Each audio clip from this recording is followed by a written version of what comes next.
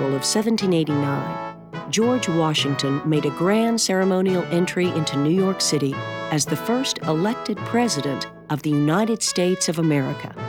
But beneath the triumphant exterior, Washington was as nervous as a kid on the first day of school. When he's going to New York to be inaugurated, he feels like a criminal who's being led to his execution. His reputation now is sky high. He is the hero of the war. But he's putting that, it's like he's going back to the gambling table once again and putting all those chips on the turn of fortune and then on his own ability to figure things out. Washington and his cabinet, made up of men like Alexander Hamilton and Thomas Jefferson, were keenly aware of the grave challenge they faced.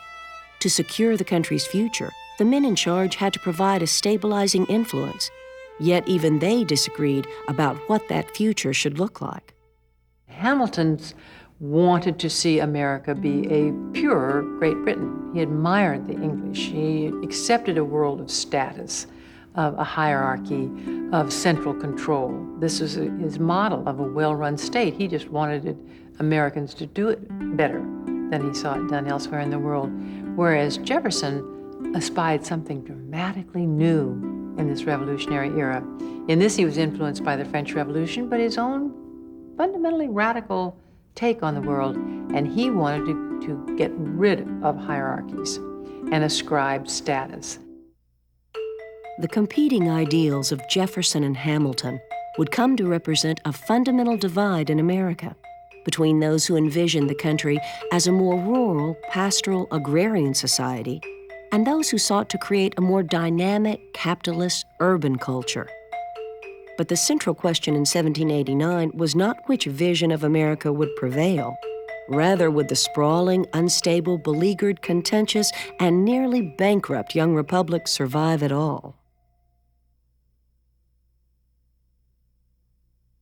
When George Washington became the first president of the United States, the country stretched down the East Coast from Maine to Georgia and westward from the Atlantic Ocean to the Mississippi River.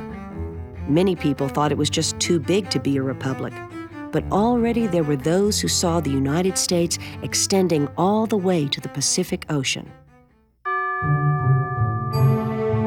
The federal government was initially located in New York City, already the nation's commercial hub. New York City was, even then, a densely packed, fast-paced community of deal-makers, viewed with both suspicion and envy by the rest of the country. A vortex of folly and dissipation which swallows up simple Republican virtues. What were people complaining about? Not enough housing, rents are too high, city streets are too dirty, too much prostitution, sin, and gambling, too many bars, too much theft, crime. Everything that you hear now, you heard in 1789. All the positive things are exactly the same as well. Excitement, opportunity, diversity, the constant stimulation of the senses, a sense that this is where the world is, this is where it's happening. New York City boasted one of the nation's first abolitionist societies, led by Alexander Hamilton, John Jay, and Aaron Burr. But New York had always been a center of the slave trade, and the concentration of slaves per capita in some parts of the Hudson Valley equaled that of Tidewater, South Carolina.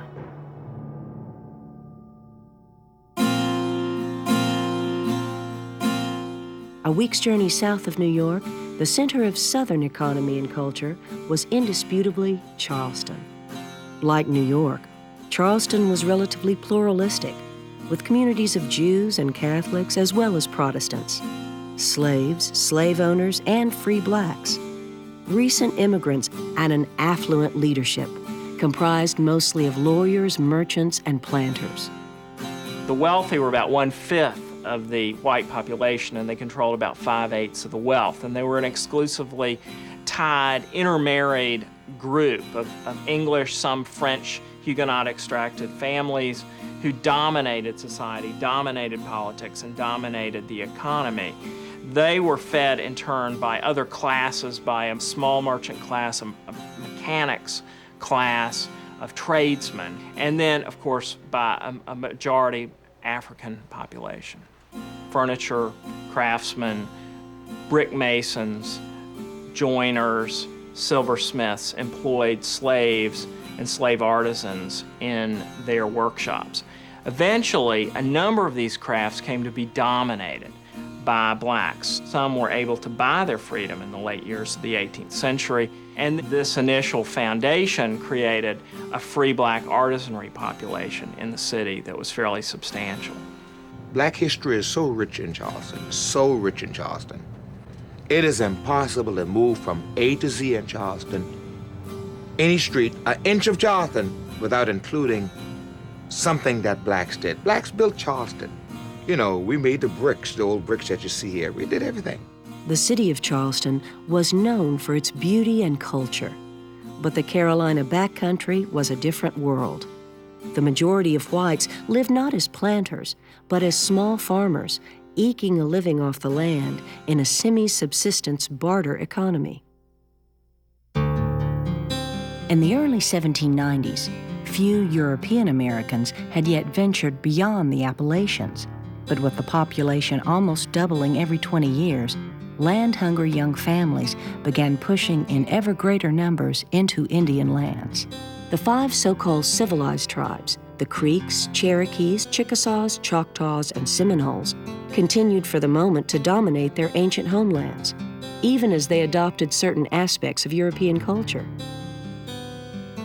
In the Ohio Valley, Native American residents resisted intrusions from the United States.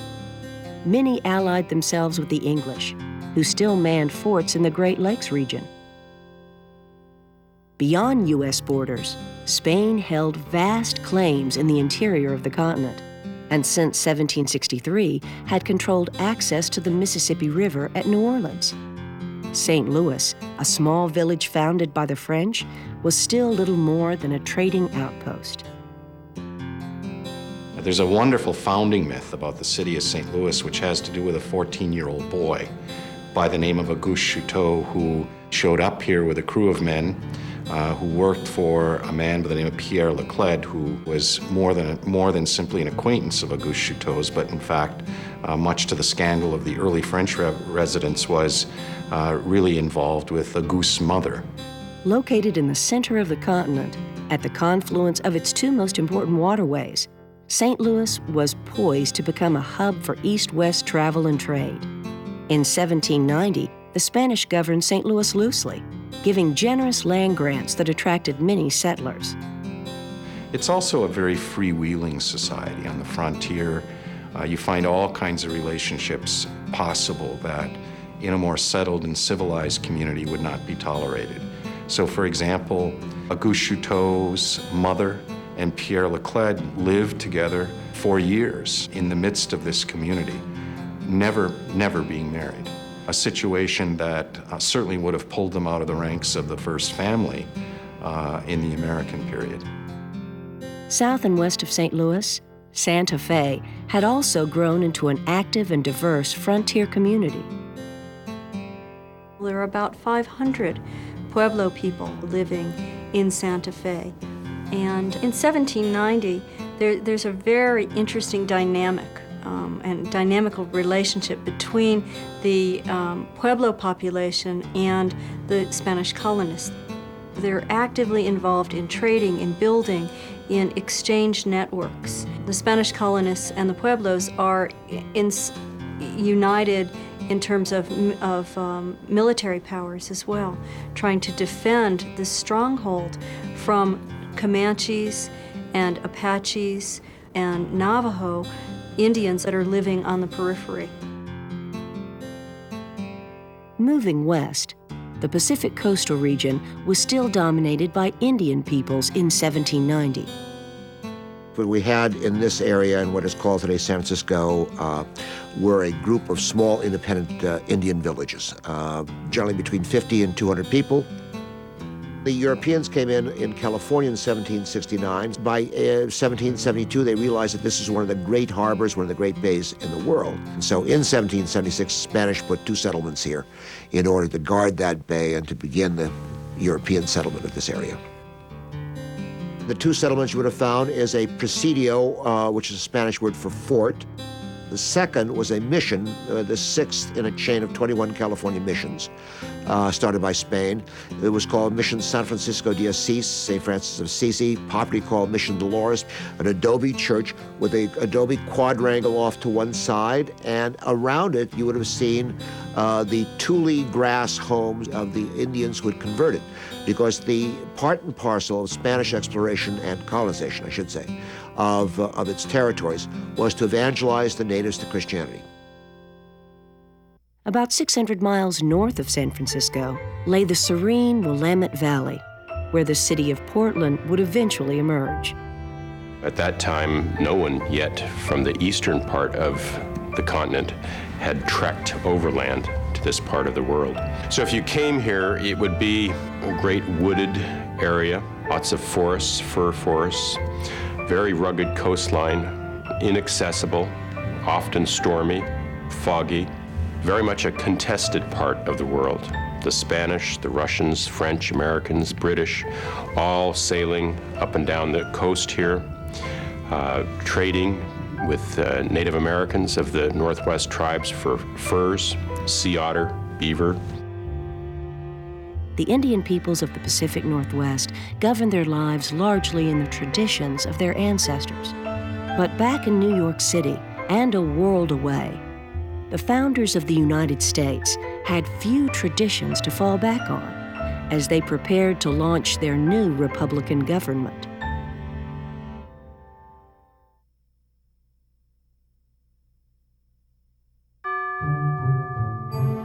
When the new federal government begins in the spring of 1789, one challenge is just to get the thing going and just to have it all work. The second challenge was debt. America was crushed under a load of debt from the war. The man charged with putting the nation's accounts in order was Secretary of the Treasury, Alexander Hamilton. Every man ought to be supposed a knave and to have no other end in all his actions but private interest. By this interest we must govern him, and by means of it, make him cooperate to public good. He was a fast study, he was a quick mind, and he had that kind of determination, that kind of ambition that we now think of in sports stars, that willingness to practice a shot 1,000,000 times till you get it right. Hamilton was uniquely qualified among the founding fathers for this position. He was the only one to be born into an urban commercial milieu. All the rest were basically landed fortunes. Even the Adamses were farmers.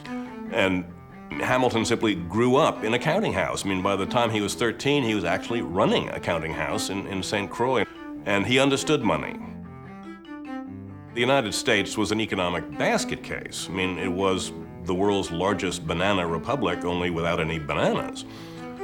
And, I mean, we had this enormous debt left over from the Revolution, both internal and external, which we couldn't pay. Hamilton was interested in increasing the revolutionary debt, and he wanted to assume the revolutionary debts of the states. Hamilton, a brilliant governmental architect, if there ever was, saw that he could turn that debt into an asset by what is called funding the debt, by getting the taxation that would pay the interest rates on a new set of bonds. This would give the government a great deal of control over credit. They could change the interest rates, they could retire the debt, and in this way they could influence the flow of credit, which of course is the mother's milk of commerce. Jefferson and Madison both were smart enough to understand where Hamilton was going, what he wanted, and they realized, among other things, that it favored the mercantile class. They were planters.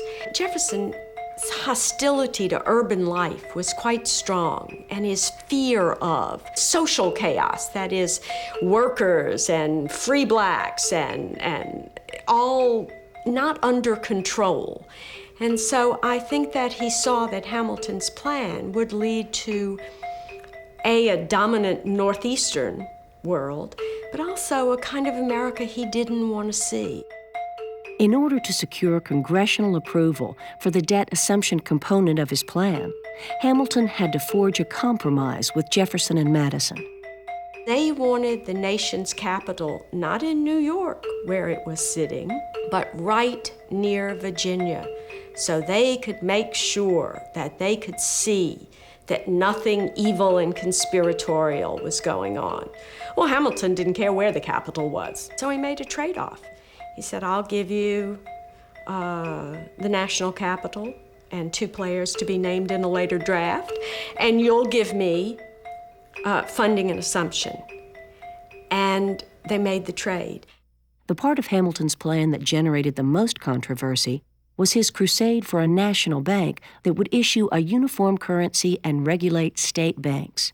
Jefferson and Madison insisted that incorporating a national bank violated the Constitution. Jefferson's argument has come to be known as strict construction, and he said that only those powers specifically given to the federal government were the only powers that the federal government could exercise, and the Constitution nowhere gives it the power to establish a bank, and therefore the bank is unconstitutional. Hamilton argued exactly the other way around. He argued what has become to be known as the doctrine of implied powers. And he said that if the Constitution gives the federal government the power to do something, it implies the giving of the power to do it in the most efficient and effective way.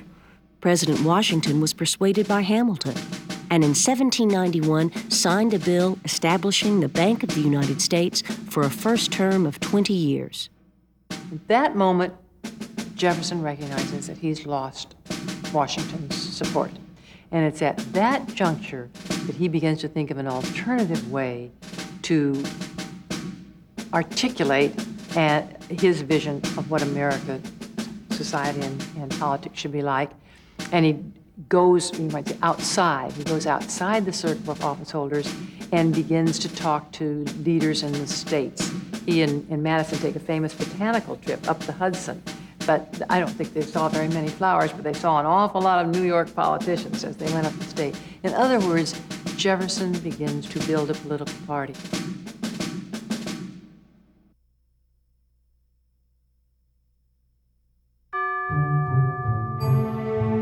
Before 1790, the only legitimate federal taxes were tariffs or import duties. Alexander Hamilton introduced the first excise taxes to be placed on the manufacture, sale, or consumption of certain commodities.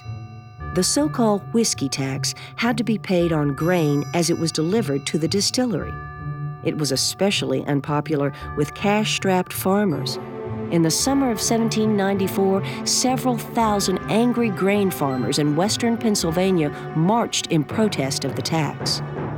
They caused a ruckus, they complained, they had a little marching up and down. Well, Hamilton saw this as an opportunity to prove that the federal government could keep law and order. Hamilton encouraged Washington to put on his old military uniform and ride out to Pittsburgh to quell the rebellion. Washington took this very seriously, and the army he sent to deal with the Whiskey Rebellion was 5 times the size of the army that he led across the Delaware during the Revolutionary War. For him, it was a question of who best understood the revolution. The rebels thought they did. The revolution was about taxes. Well, this is an unjust tax. This is a tax we don't like. And as we did with the tea tax and the stamp tax and all the rest of it, we're just not going to pay it. Washington's view was, no, the revolution is about law and who makes the laws and how are the laws legitimate. This tax wasn't passed in London. This was passed by Congress. You have representatives in Congress. You know, you voted for them, they voted on this law, well, they lost. Maybe next time they'll win. But so long as we have passed this and it is on the books, we have to obey it.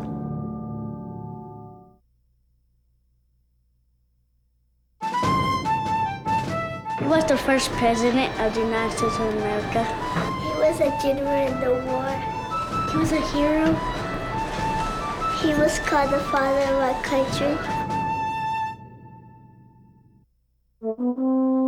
The myths that we know now begin very soon after he dies. But Washington always behaved in a way that was calculated to make an impression. There's nothing insincere about this. You take on a certain role that you want to perform in the world, then you behave in that way. And then if you do that, you become that role. Meanwhile, everyone is responding to you in that role.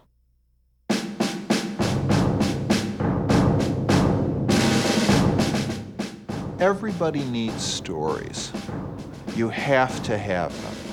Now, of course, with Washington, you didn't need to make up very many of them because the actual stories of what he did, of what he really did, were very impressive. Washington is considered one of our greatest presidents because revolutions are not easy.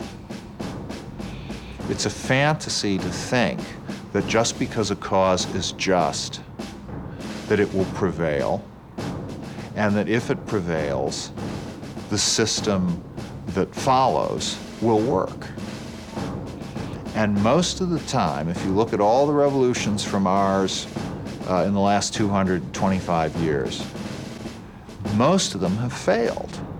But one important thing about Washington's legacy requires some imagination to appreciate, and that's to think of all the things that could have gone wrong. The war could have been lost. The army could have grabbed for power. The government could have gone broke. The country could have split apart. The first president could have stayed on, could have died in office rather than at home in retirement. All these things could have happened, and one of the main reasons they didn't happen was because George Washington was determined to do his job in a certain way, and he did it. Washington was not an especially learned man, but he surrounded himself with the brightest intellects of the day. Washington was, in many ways, a kind of an apolitical person. He was interested in leading, but he wasn't terribly interested in legislation and policy. And he wasn't a great student of politics and exploring political alternatives. And I think both Hamilton and Jefferson and Madison, who also was interested in influencing Washington, see his presidency as a great opportunity because he's not pushing himself. If they could get his ear, as it were, they could see the country move in the direction that they preferred. In the early years of the Republic, Washington was an essential source of national stability. I think the two adjectives that would describe Washington as president and as leader in the 1790s would be dependable and realistic. Dependable, and what they mean by that is they can trust him. They know they can put their liberties in the care of this man, and he will not let them down.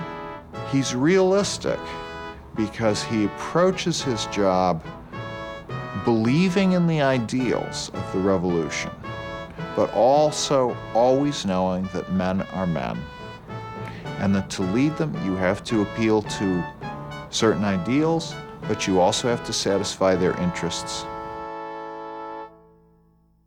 The way Washington gave integrity to the office of the presidency was he just did it. It was never a question that he was going to let his self-interest distort his decisions or affect his decisions, and so that was just the way it was. And there's a wonderful, bitter sentence by Napoleon, and this is the man who betrayed the French Revolution, who made himself emperor and plunged the world in war, and Washington comes up in some conversation, and he says, "They expected me to be another Washington." Well, yeah, they did, but he wasn't. That's the importance of Washington stepping down after 2 terms. by giving up this power once again for the last time, he teaches a lesson that this power is to be used for the good of the country, not for the aggrandizement or the glorification of the person who holds it.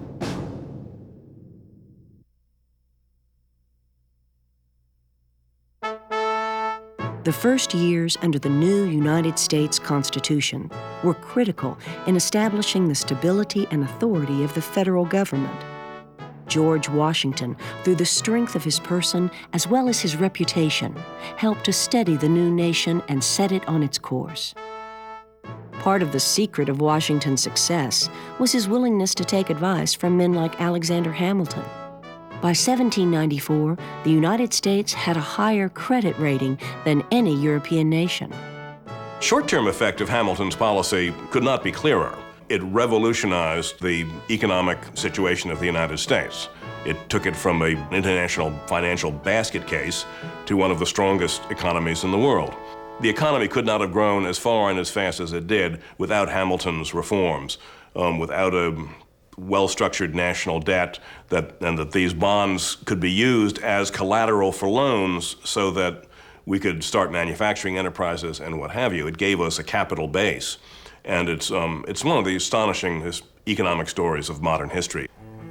And today you can argue that the overwhelming economic success of the United States ever since could not have started without Hamilton's program.